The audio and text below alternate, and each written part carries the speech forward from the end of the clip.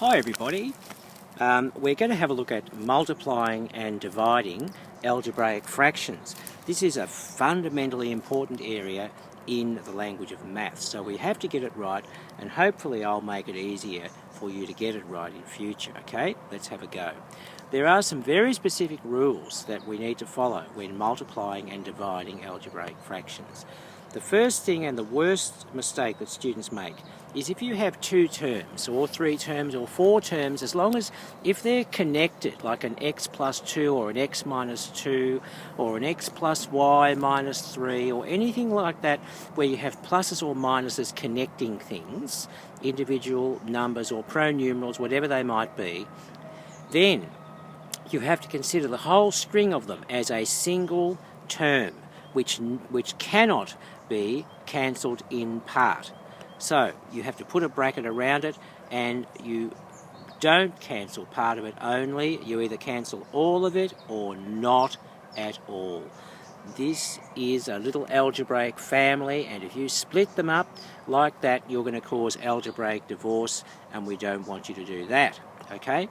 So the second thing we do is we cancel out all common factors from the top and the bottom. It doesn't matter if they're diagonally top left with a bottom right from another term which is multiplied together with the first term, or whatever it is. As long as something's on the top and something's on the bottom, somewhere on the top and somewhere on the bottom, we can cancel top and bottom if they're cancelable, right?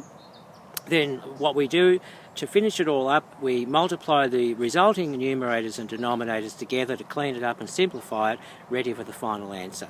Now there is one very important thing I've got to point out here. When you're dividing by an algebraic fraction, okay, usually they use a dividing sign, or sometimes they just have the vinculum, which is the horizontal line separating the numerator from the denominator. They'll have a fraction under that vinculum on the denominator, in the denominator space.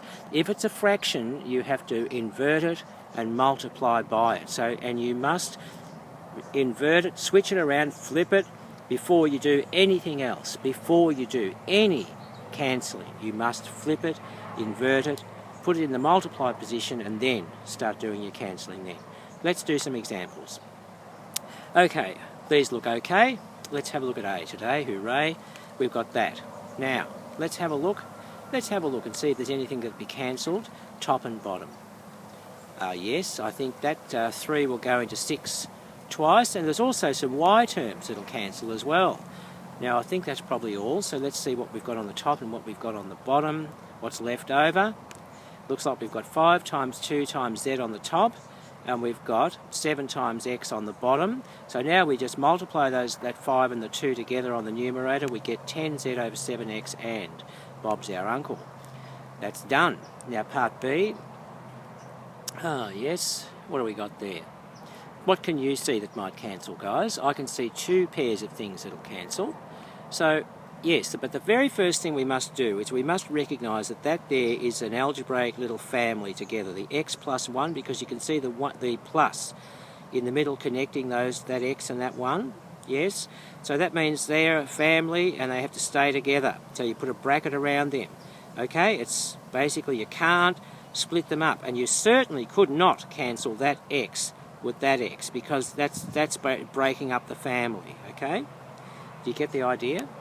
So you can cancel, first of all, you certainly can cancel this x with that x. Okay, right, that's fine, because one's on the top and one's on the bottom. But then you can cancel all of this family, this x plus 1, with all of this x plus 1 down there. Yes, you're allowed to do that. Okay, that's what you do. So that's cleaning up. We've got 2 times 1 over 2x minus 3 times 1. Cleaning up finally, now it's going to be 2 over 2x minus 3.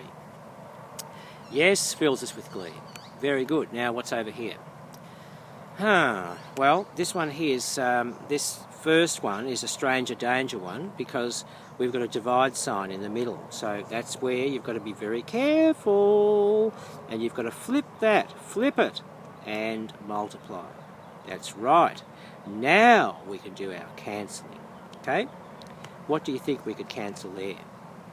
Well, I think we could do those x's. That's pretty clear, isn't it? Now, is there anything else? Doesn't look like it, does it?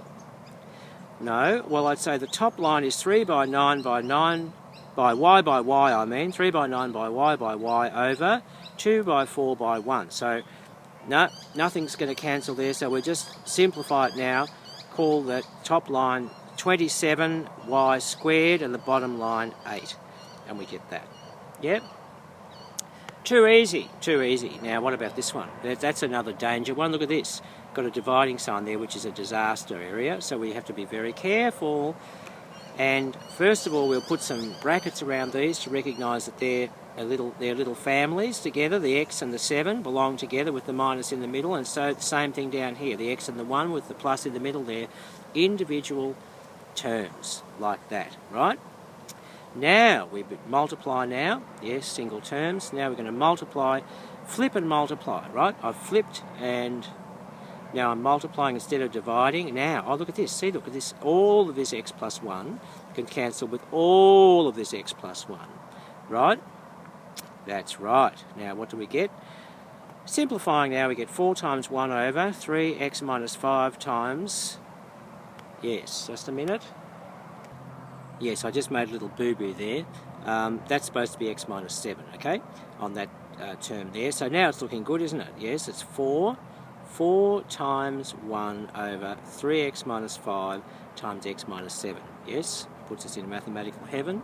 And there's our answer. Just simplify the top line a little bit and put a box around it, and Bob's your uncle. It's done.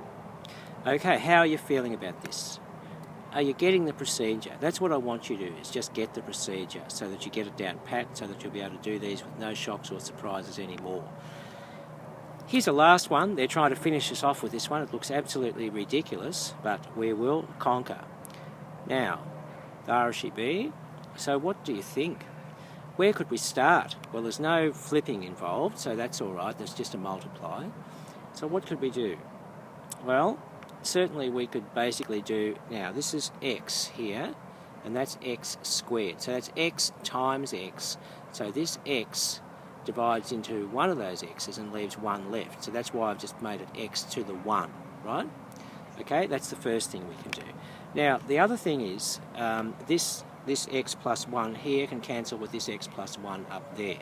Yes? Very good. Now, have a look at this. We've got an x minus 3 times x minus 3, if you like, up there. That means it's really essentially x minus 3 squared, isn't it? And we've got x minus 3 squared down here. So I think we can just cancel all them out, top and bottom, and obliterate them. Very good. Very good. Oh, there's another one too. That 7 there is going to go into this 14 down here twice. So yes, and that gets us this line here.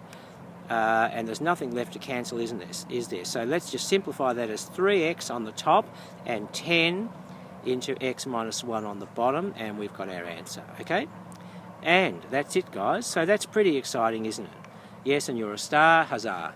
So look, go ahead and do plenty of practice and get good at it, you know? But once you know the rules, they can't trick you anymore, okay? No surprises, and your math skills will soar, okay? Soar like the eagles. So we'll see you next time. Thanks for watching, and bye for now.